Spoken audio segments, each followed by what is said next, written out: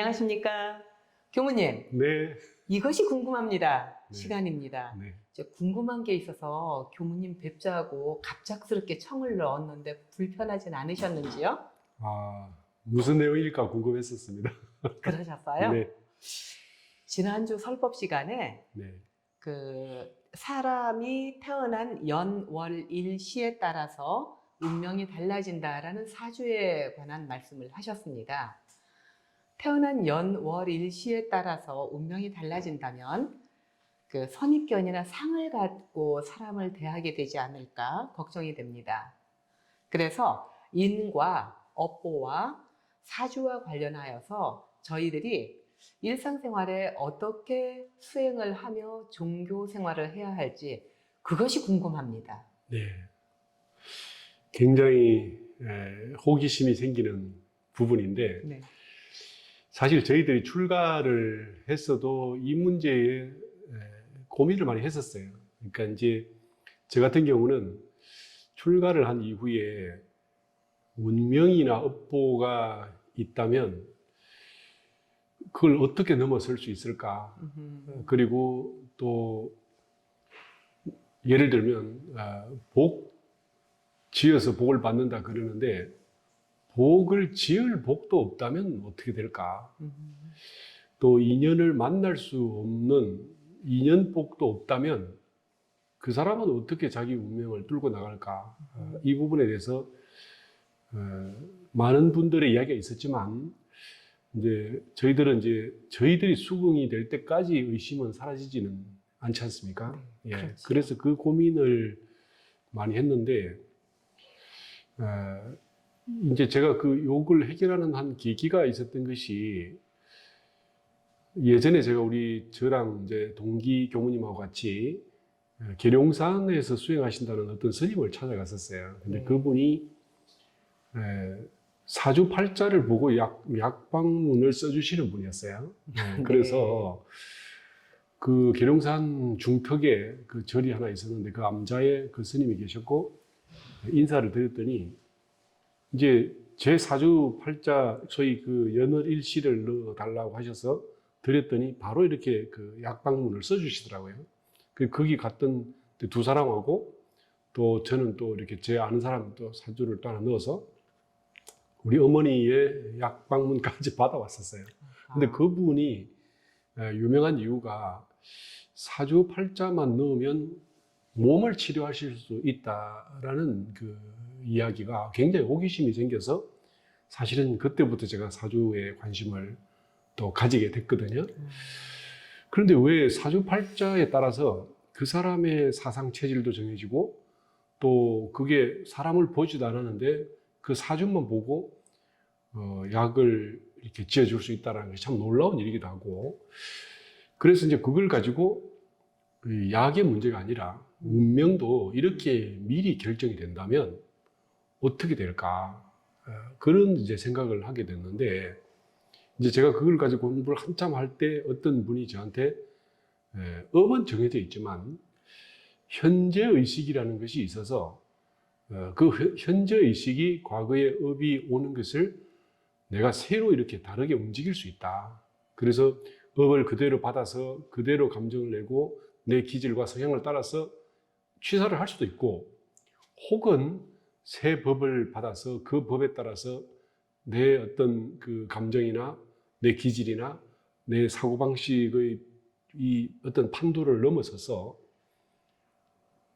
새로운 법에 의해서 그 법의 힘으로 나의 길을 바꾸고 내 생각을 바꾸고 그래서 운명을 바꿔갈 수 있다는 이야기를 하셨어요. 그런데 그때만 해도 현재 의식이 얼마나 중요한지를 잘 몰랐기 때문에 미심쩍은 느낌에서 이제 벗어나지 못했는데 네.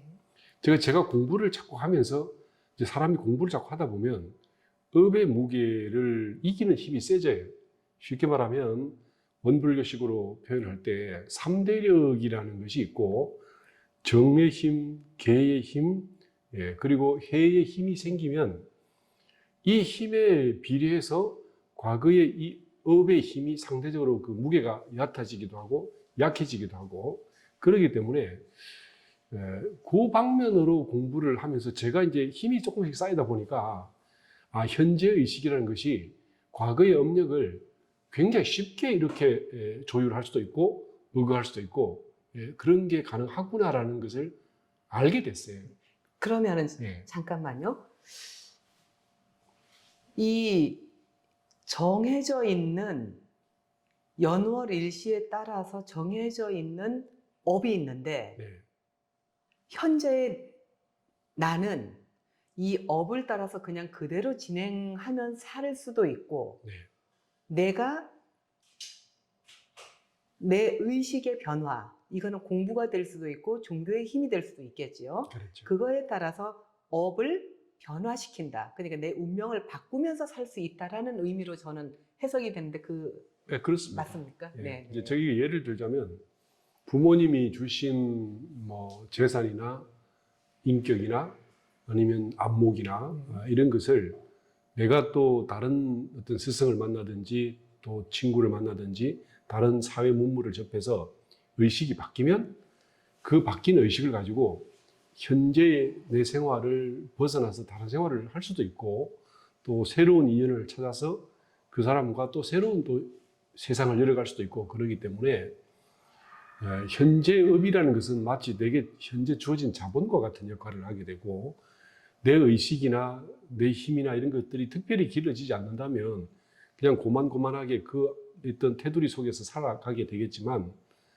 우리가 나의 의식과 내 안목과 내 새로운 지적 지평을 열어간다면 그 힘으로 과거에 내가 만들어놨던 것을 훌쩍 벗어나서 완전히 새로운 인생을 살 수도 있게 되는 거죠. 물론 여기는 스승도 있고 또 새로운 어떤 깨달음도 있고 아니면 함께 가는 도반도 있고 또 수많은 다른 인연들이 많이 있잖아요. 이 사람들과 함께 가는데 이제 문제는 내게 익숙하고 또 내가 그게 편안하고 늘 습관처럼 함께 해오던 그 인연을 그대로 따라가느냐. 뭔가 새로운 것은 기존의 내 습관이나 내 삶의 어떤 패턴에 좀 불편하고 힘들게 되겠죠. 그래서 완전히 새로운 것을 향해서 나아가는 것이 조금은 약할 수도 있지만 그러지만 이제 우리가 강한 의지를 가지고 자기 운명에 대해서 이렇게 큰 꿈을 꾼다면 얼마든지 바꿔갈 수 있다는 것을 말씀드리는 겁니다. 네, 그렇군요. 네. 그러면은 네. 그게 분명히 내 주어진 업은 일정 부분 있지만 네. 지금 교무님께서 말씀하시는 것은 내가 원불교니까 네. 원불교니까 네. 원불교 법에서 말씀하시는 법과 스승과 회상에서 3대력을 갖춰가면서 정신의 세력을 공부를 더 많이 하면은 이 업을 훌쩍 뛰어넘어서 훨씬 더 큰 성과를 이루고 다른 세상을 보는 나를 만들어갈 수 있다. 그렇죠. 라고 말씀하시는 네. 거 네. 맞죠? 네. 그럼 저는 저와 이게 원불교에 와서 공부하는 우리 도반들은 열심히 공부하면은 주어져 있었던 그 작은 업에 대해서는 걱정 안 해도 되는 거겠네요? 그런데 네. 사실 업이 시시하지는 않습니다. 그러니까 네. 이제 만만치는 않은데 그래서 이제 대종사님께서도 습관이 되고 나의 의식을 둘러싸고 있는 이 고착화된 어떤 사고의 틀이나 감정의 틀을 깨내려고 할 때는 굉장한 힘이 들죠. 그러니까 이때는 이제 성자의 힘도 빌리고 스승의 힘도 빌리고 또 진리의 기도를 해서 기도의 힘도 빌리고 주위 도반들과 함께 가는 사람들의 힘도 빌려서 그래서 하여튼 있는 걸 가용할 자원을 총동원 해서 내 의식을 바꿔간다면 안 될 일은 없고 또 이걸 한 번 하고 두 번 하다 보면 우리의 의식의 힘은 점점 세지고 업의 힘은 점점 약해지기 때문에 점점 이것이 쉬워지는 일이 된다는 말씀입니다. 그렇군요. 네. 교무님 감사합니다. 네, 감사합니다. 저는 사실 그 업에 대해서 말씀을 하시면은 제가 복이 많지 않은 것 같아서 항상 이렇게 가슴이 조마조마했는데요. 교무님 말씀을 듣고 나니까 제가 열심히 교당에 나와서 교무님의 설법을 듣고 도반님들과 함께 기도하고 제 힘만으로 안 되는 부분을 진리와 스승과 법과 회상의 타력을 이용해서 같이 올라서 앞으로 나아갈 길을 제 의지로 바꾸어 갈 수 있다라는 그런 교무님의 말씀으로 해석을 했습니다. 너무 오버해서 아니요, 해석했나요? 맞습니다. 예, 정확하게 맞습니다. 네. 감사합니다. 우리 모두 자타력 경진을 위한 화이팅! 네, 화이팅! 고맙습니다. 네.